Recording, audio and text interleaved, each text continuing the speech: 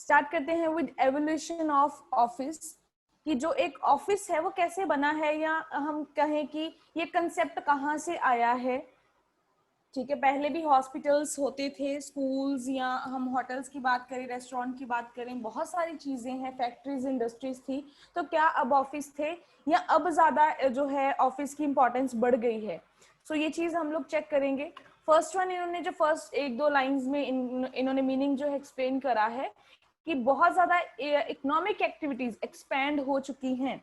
तो एक एक लाइन आपको बता रही हूँ। इकोनॉमिक एक्टिविटी बच्चे वो एक्टिविटी होती है जो काम आप प्रॉफिट मोटिव के लिए करते हो, सबको पता है। हमने फर्स्ट चैप्टर में पढ़ा था ना कि एक होता है इकोनॉमिक एक्टिविटी, एक होता है नॉन इकोनॉमिक एक्टिविटी। तो इकोनॉमिक एक्टिविटी में वो ये कहते हैं कि जो भी काम आप लोग प्रॉफिट के लिए, पैसा अर्न करने के लिए करते हो, वो हमारा ऑफिस है। सो यहाँ पे लिखा है कि इतना ज्यादा एक्सपैंड हो चुका है इकोनॉमिक एक्टिविटी का एरिया, बहुत सारी इंडस्ट्रीज, इतनी कंपनीज ओपन हो गई हैं जिनका सोल मोटिव क्या है, प्रॉफिट कमाना।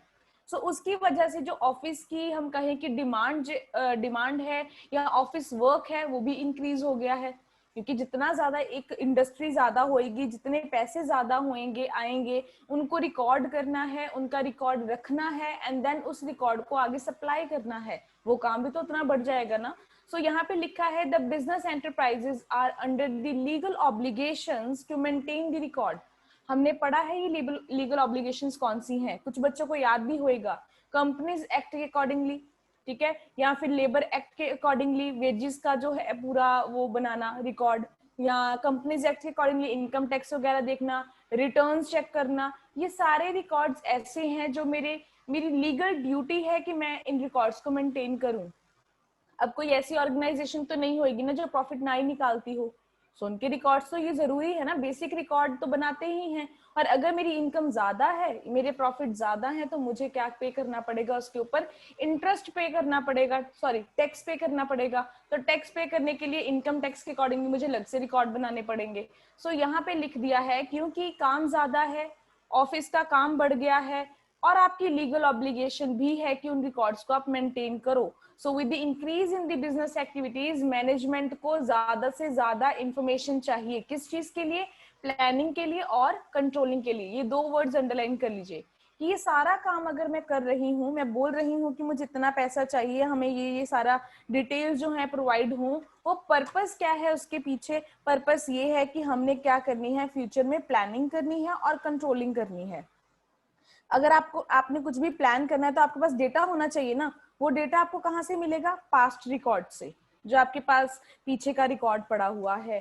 आपने कंट्रोलिंग करनी है, कंट्रोलिंग मतलब किसी भी तरीके से आपने कंपैरिजन करना है, तब भी आप लोगों को क्या चाहिए? रिकॉर्ड चाहिए। सो रिकॉर्ड आपका जो है बेसिक सारा रिकॉर्ड ऑफिस ही मेंटेन करता है। So these are the factor responsible. So ये नीचे जितने भी फैक्टर्स लिखे हैं, इनकी वजह से हम कहें कि ऑफिस जो है वो एक एग्जिस्टेंस में आया है, या ऑफिस का काम जो है वो बड़ा है, ग्रोथ ऑफ ऑफिस वर्क हुआ है in short. So first one करते हैं, growth of office work is due to, किस वजह से बढ़ा है? Due to increase in size and complications of the business. कि बिजनेस देखो पहले क्या होता था, सिर्फ एक बिल्डिंग है, वहीं पे प्रोडक्शन, क्योंकि हैंडमेड गुड्स ज्यादा होती थी पहले, मशीनरी इतनी ज्यादा होती नहीं थी, तो वही उन्होंने लेबर ने काम जो है चीजों को प्रोड्यूस करा, बेच दिया। इतना ज्यादा हमारे पास रिकॉर्ड नहीं था। बट अब क्या हो गया, बड़ा बिजनेस कॉम्प्लिकेट हो गया है। परचेज डिपार्टमेंट अलग है, प्रोडक्शन डिपार्टमेंट अलग है, सेल्स डिपार्टमेंट, मार्केटिंग डिपार्टमेंट, इतने सारे डिपार्टमेंट, और हर किसी का अपना अपना रिकॉर्ड। कॉम्प्लिकेट हो गया ना सारा कुछ, कॉम्प्लिकेटेड है इतना ज्यादा बिजनेस में। अब कहते रिकॉर्ड बनाने पड़ेंगे कि हर डिपार्टमेंट का प्रॉफिट कितना है, हर डिपार्टमेंट कितना खर्चा कर रहा है। और वैसे भी अगर तो ऑर्गेनाइजेशन छोटी है तो हमें इतने ज्यादा रिकॉर्ड्स की जरूरत नहीं है, बट अगर एक ऑर्गेनाइजेशन का साइज बड़ा है, increase in size, large scale के ऊपर बिजनेस है, तब ऑफिस वर्क क्या हो जाएगा हमारा? इंक्रीज कर जाएगा। So with increase in the size of business, paper work भी आपका क्या होगा? इंक्रीज। सिंपल सी बात। सो जो लाइन मैं अंडरलाइन यहाँ पे कर रही हूँ, प्लीज इसको अंडरलाइन कर लो कि यहाँ पे ये अंडरलाइन करना है कि अगर आपके ऑफिस का साइज इंक्रीज करेगा, उसकी वजह से पेपर वर्क इंक्रीज करेगा, और अल्टीमेटली ऑफिस वर्क भी इंक्रीज हो रहा है आपका। नेक्स्ट वन लिखा है अवेयरनेस ऑफ मैनेजमेंट। अब यहाँ पे पहले इतनी ज्यादा मैनेजमेंट अवेयर नहीं थी, अब मैनेजमेंट बहुत अवेयर है। उनको हर चीज जो है टाइमली इंफॉर्मेशन चाहिए। वो चाहते हैं कि हर महीने के एंड में उनके पास प्रॉफिट का डेटा हो कि कितना एक महीने में प्रॉफिट कमाया है, कितना एक महीने में हमने सेल्स करी है। तो हम कैसे बता पाएंगे? उसके लिए हमें क्या बनाने पड़ेंगे? रिकॉर्ड्स। तो ये रिकॉर्ड का काम बनाना, प्रोवाइड करना, ये किसका काम है? ऑफिस का। सो अब अवेयरनेस जो है वो ज्यादा बढ़ गई है उनको। वो ऐसा नहीं कि काम करते रहो, साल के एंड में देखेंगे कि पैसा आया है गया है। वो टाइमली अपने पास इंफॉर्मेशन रखते हैं, हर महीने बाद या हर 4 महीने बाद या हर 6 महीने बाद वो डेटा उनको चाहिए होता है। सो इसकी वजह से भी उन्होंने लिखा है कि ऑफिस का काम जो है वो बढ़ जाता है। नेक्स्ट वन, पहले हमने क्या लिखा था? Increase in size. First one ये था, इसकी हेडिंग अगर बनानी हो। सेकेंड हेडिंग क्या बनेगी? अवेयरनेस ऑफ मैनेजमेंट, कि मैनेजमेंट जो है वो कॉशियस हो गई है, वो अवेयर हो चुकी है। थर्ड वन आता है growth in work of data collection, कि जो आप लोगों का डेटा कलेक्शन का काम है वो बढ़ गया है, प्रोसेसिंग का काम, रिकॉर्ड मेकिंग का, ये इंक्रीज हो गया है। रीजन क्या है? अब इसके लिए आपने कौन सी लाइन अंडरलाइन करनी है? दिस वन, क्योंकि रिसर्च और डेवलपमेंट के लिए आप लोगों को ये सारा डेटा चाहिए। मान लो मैं कोई रिसर्च करना चाहती हूँ, आपने रिसर्च करनी है कि आने वाले 10 सालों में या आने वाले 2 सालों में लोगों की डिमांड बढ़ेगी या कम होएगी। तो भाई अगर मैंने फ्यूचर में कुछ भी रिसर्च करनी है कोई भी, और मैंने अपना फ्यूचर प्रेडिक्शन करनी है, उसके लिए मुझे चाहिए पास्ट रिकॉर्ड। तो मैं पिछले अपने रिकॉर्ड से ये चेक करूंगी कि पिछले 10 सालों से हर साल 10% इंक्रीज हो रहा है इनकम में, तो हम मान के चलेंगे अगले साल भी इनकम इंक्रीज होएगी। अब जब मैंने ये बोला है कि अगले साल इनकम इंक्रीज होएगी, ये मुझे कैसे पता चला? मैंने अपने पिछले रिकॉर्ड से पिछले ट्रेंड देखे हैं कि पिछले हर साल में इंक्रीज हो रही है इनकम, तो मान के चलते हैं कि अगले साल भी इंक्रीज होएगी। सो रिसर्च करना है, कुछ और चीज आपने डेवलप करनी है, कोई मेथड, कोई टेक्निक यहाँ पे लिखा है, कोई और मशीनरी लेके आनी है, आप कुछ भी चेक करना चाहते हो, उसके लिए आपको क्या चाहिए? डेटा चाहिए। सो डेटा कहाँ से मिलेगा? ऑफिस से।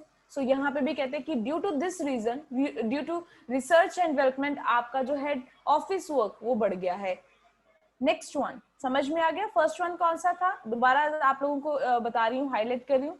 साइज की बात करी थी, देन मैंने अवेयरनेस की बात करी थी, अब मैंने रिसर्च की बात करी है। नेक्स्ट वन लिखा है लीगल फॉर्मेलिटीज। ये है नेक्स्ट आपकी हेडिंग, कि अब क्या है कि लीगल फॉर्मेलिटीज इतनी इंक्रीज हो गई हैं, गवर्नमेंट का इतना ज्यादा, हम कहें कि उनके रूल्स एंड रेगुलेशंस आ गए हैं। कंपनीज एक्ट के अकॉर्डिंगली हमें अलग से जो है वो बनाने पड़ेंगे। अगर मैं वेजेस की बात करूं या लेबर एक्ट की बात करूं तो उनके लिए अलग से बनाने पड़ेंगे, इनकम टैक्स के लिए अलग से। तो मेरी मर्जी नहीं है कि मैं बनाना चाहूँ रिकॉर्ड्स तो बना लूं, नहीं बनाना चाहूँ तो ना बनाऊं। अब कंपल्शन है मेरे ऊपर, मैंडेटरी है, कंपल्सरी है मेरे लिए कि मुझे इन लीगल फॉर्मेलिटीज को फुलफिल करना पड़ेगा। आगे लिखा है इन्होंने, पढ़ते हैं। Legal formalities have increased the size या need of preserving the records। अब कहते हैं कि यहाँ पे आप लोगों को जो है जरूरत है कि रिकॉर्ड्स को संभालना है, प्रिजर्व करके रखना है, वो उसकी नीड जो है वो इंक्रीज हो गई ड्यू टू लीगल फॉर्मेलिटीज। तो वो कौन कौन सी रिकॉर्ड्स हैं? Related to file returns, bracket में डाल लीजिए income tax. Income tax return की बात कर रहे हैं वो। फाइल रिटर्न मतलब कि जब आप टैक्स पे करते हो कि आपका प्रॉफिट कितना है उसके अकॉर्डिंगली आप पे करते हो। नेक्स्ट वन लिखा है प्रिपेयर स्टेटमेंट्स। तो मैंने मुझे पता चला है कि आप लोगों का जैसे ट्रायल बैलेंस हो गया है, इसके बाद आपका बहुत जल्दी profit and loss account, trading account start हो जाना है। वो सारे क्या है? आपकी स्टेटमेंट्स हैं। जर्नल, लेजर, ये सब कुछ आपकी स्टेटमेंट्स में आ जाता है, या मैं अकाउंट्स में बात करूं इन शॉर्ट, तो ये आप लोग क्या करते हो? इनके भी रिकॉर्ड्स जो है वो मेंटेन करते हो, क्योंकि कंपनीज एक्ट के अकॉर्डिंगली आपके लिए कंपल्सरी है कि आप जो है प्रॉफिट एंड लॉस अकाउंट बनाओ। यहाँ तक क्लियर हो गया? सो फर्स्ट वन यहाँ पे समझ में आ गया कि लीगल फॉर्मेलिटीज हैं आपकी, जैसे इनकम टैक्स है या प्रॉफिट एंड लॉस निकालना है, ये आपके लिए कंपल्सरी है। इनकी वजह से भी ऑफिस का साइज जो है वो इंक्रीज हो चुका है, या ऑफिस वर्क इंक्रीज हो चुका है। नेक्स्ट वन लिखा है with increase in with the increase in the importance of banks। अब इन्होंने लिखा है कि जो बैंक्स है इनकी इंपॉर्टेंस जो है वो बहुत इंक्रीज हो चुकी है।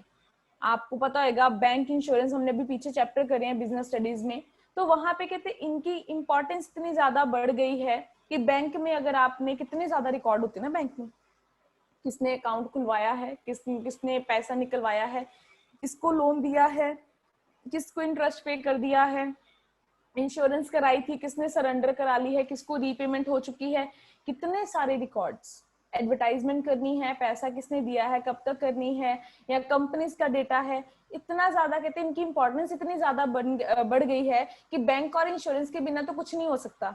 हर एक पर्सन के पास बैंक अकाउंट है क्योंकि डीलिंग्स करनी है हम लोगों ने, चाहे मेरा कोई बिजनेस नहीं है बट स्टिल मेरा बैंक अकाउंट है, ठीक है। तो इसी तरह से हर एक पर्सन की इंश्योरेंस भी है, जिसके पास थोड़े बहुत पैसे हैं स्टैंडर्ड ऑफ लिविंग मेंटेन करने के लिए, इन फ्यूचर की कोई कंटीजेंसी ना हो, वो इंश्योरेंस कराते हैं।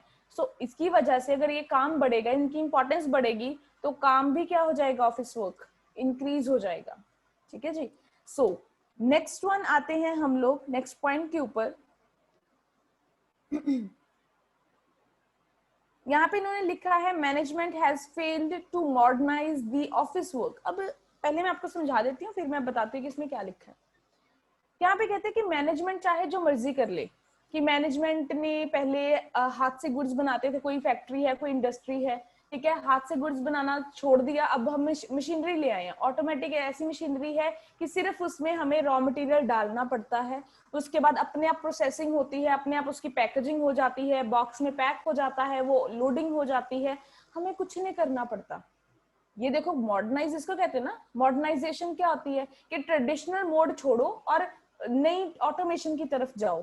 अब यहाँ पे लिखा है कि मैनेजमेंट जो मर्जी कर ले पर वो ऑफिस वर्क को ज्यादा हद तक मॉडर्नाइज नहीं कर सकती। ये सेकेंड लाइन से आपको बात क्लियर होगी। इन्होंने लिखा है it has become a tendency to introduce new procedures without simplifying the old ones. कि आप न्यू प्रोसीजर तो कहते हैं ये इंट्रोड्यूस कर देते हैं कि अब कंप्यूटर आ गए हैं, अब लैपटॉप आ गए हैं, अब ये कोई सॉफ्टवेयर आ गया है, पर अपने पुराने मेथड ये नहीं छोड़ेंगे, पुराने मेथड इनको उतने ही चाहिए। फॉर एग्जाम्पल ये कंप्यूटर पे भी रिकॉर्ड करते हैं, साथ साथ में रजिस्टर भी मेंटेन करते हैं।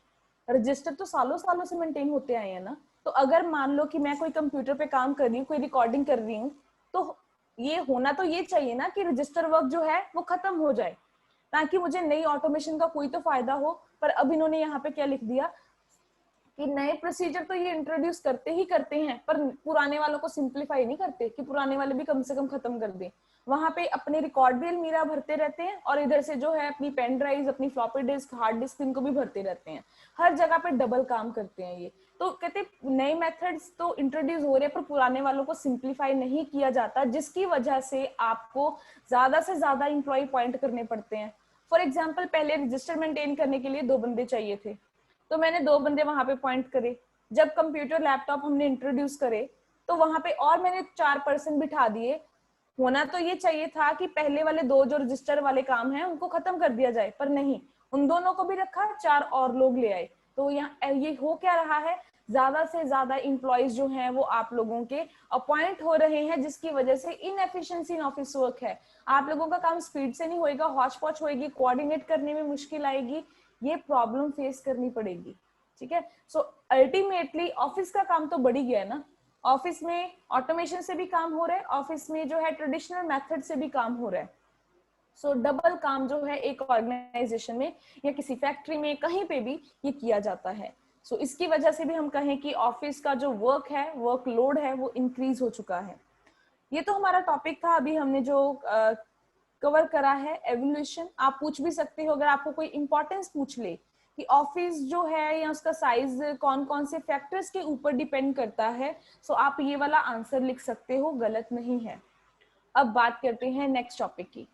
तो हमारा नेक्स्ट टॉपिक है कौन सा, उन्होंने लिखा है कि कॉमन ऑफिस एक्टिविटीज क्या हैं। बच्चे आप करोगे क्या, इनमें से कोई भी 5, कोई भी 6 याद कर लो। अगर 10 याद होती तो बहुत अच्छी बात है। सो कोई 5-6 ऐसी याद कर लो ताकि जब भी आपको क्वेश्चन आए ऑफिस के रिलेटेड, एग्जाम्पल लिखनी हो कि एक ऑफिस में काम कौन कौन सा होता है, एक ऑफिस के फंक्शन कौन कौन से हैं, तो आप ये लिख सको। फंक्शन से मुझे याद आया कि अगर आपने ये ध्यान से पढ़ा होएगा टॉपिक, ये नीचे जितने 12-11 पॉइंट्स दिए हैं, अगर आप इनको देखो, ये कहीं ना कहीं वो पॉइंट्स हैं जो हमने फंक्शंस में कंप्लीट करे हैं। वो चाहे हमारे एडमिनिस्ट्रेटिव फंक्शंस हैं, चाहे हमारे सब्सिडरी फंक्शंस हैं, चाहे हमारे बेसिक फंक्शन हैं। कस्टमर्स को हैंडल करना, पब्लिक रिलेशन मेंटेन करना, ठीक है, रिसेप्शन ऑफ विजिटर्स। आपने देखा होगा कि ऑफिस में जो है रिसेप्शन होती है, सॉरी किसी भी बिल्डिंग में होती है, वहां पे आप विजिटर्स को, पब्लिक के साथ उनको हैंडल करते हो, आप लोग जो है कॉरेस्पॉन्डेंस को हैंडल करते हो। ये आउट गोइंग है, एच की जगह पे प्लीज यहाँ पे जी कर लीजिए, आउट गोइंग मेल्स, ठीक है, इनकमिंग एंड आउट गोइंग। तो कहते कोई भी लेटर रिसीव हो रही है, कोई आपने लेटर भेजनी है, मेल भेजनी है, रिसीव करनी है, तो ये इस तरीके से ये सारा काम कौन हैंडल करता है, ऑफिस करता है। कोई भी इंफॉर्मेशन रिसीव करनी है and then after receiving that information you have to preserve और स्टोर दैट इंफॉर्मेशन, आप स्टोर भी करते हो इस इंफॉर्मेशन को। अब स्टोर करके रखना तो है नहीं, क्या करना है उसके बाद, उस इंफॉर्मेशन को प्रोवाइड करना है, आगे लिख दो, to various stakeholders. Note my words, I am saying stakeholders not shareholder. Stakeholder I hope आपको पता होगा स्टेक होल्डर होता कौन है। स्टेक होल्डर वो सारे पर्सन होते हैं जिनका एक कंपनी में डायरेक्ट इंटरेस्ट होता है या इनडायरेक्ट इंटरेस्ट होता है। For example government, supplier, customer, employees, इसके अलावा और क्या, पब्लिक, सोसाइटी, कोई भी पर्सन, ये सारे स्टेक होल्डर हैं। तो आगे लिख दीजिए providing information to various stakeholders. तो जिनका भी मेरे बिजनेस में इंटरेस्ट है उनको मैं ये इंफॉर्मेशन प्रोवाइड करूंगी। अब इंफॉर्मेशन अरेंज करके, प्रॉपर फाइलिंग करके, टाइपिंग करके, और उनकी डुप्लीकेशन फैसिलिटी भी जो ऑफिस आपको प्रोवाइड करता है। आप फोटोस्टैट करके रख लेते हो ना, आपने वो मेल जैसे मैंने बोला कि रजिस्टर में भी सेव कर लिया, कंप्यूटर में भी सेव कर लिया, किसी पेन ड्राइव में भी वो डेटा रख लिया, ये क्या है, डुप्लीकेशन फैसिलिटीज। नेक्स्ट वन लिखा है इंटरनल एक्सटर्नल कम्युनिकेशन। आपकी किसी के साथ कोलैबोरेशन है, किसी बिजनेस के साथ, किसी के साथ डीलिंग करनी है आप लोगों ने, आपने किसी के साथ कम्युनिकेट करना है, चाहे वो पब्लिक है, चाहे कोई भी कोई और बिजनेस ऑर्गेनाइजेशन है, ये काम भी ऑफिस के थ्रू होता है। कैश हैंडल करना, ये तो आई थिंक मुझे सबसे पहले लिखना चाहिए था, या बुक वालों को, एक्चुअली बुक वालों को सबसे पहले लिखना चाहिए था कि एक ऑफिस का काम जब भी हम सुनते हैं ना, तो ऑफिस का काम हमारे दिमाग में क्या आता है कि ऑफिस में टाइपिंग और ये कैश वाला काम होता है, यही हर किसी के दिमाग में आता है ना। तो ये प्लीज ये चीजें इग्नोर मत करना, ये लिख सकते हो आप लोग। Next one stationery and supplies, आप लोगों ने ये वाला आई थिंक किसी फंक्शन में पढ़ा हुआ है, ये लिख सकते हो। लास्ट वन, ये भी किसी कोई फंक्शन है आपका, designing office form system and procedures, कि कौन सा फॉर्म फिल करना पड़ेगा, क्या प्रोसीजर मेथड्स आपके रहेंगे, चाहे वो डेप्रिसिएशन का मेथड है, चाहे गुडविल कैलकुलेट करने का मेथड है, तो ये मेथड आपके किस किस तरह के रहेंगे, फॉर्म कैसे होंगे, ये सारी इंफॉर्मेशन जो है ऑफिस हैंडल करता है। हो सकता है इसके अलावा भी कोई और इंफॉर्मेशन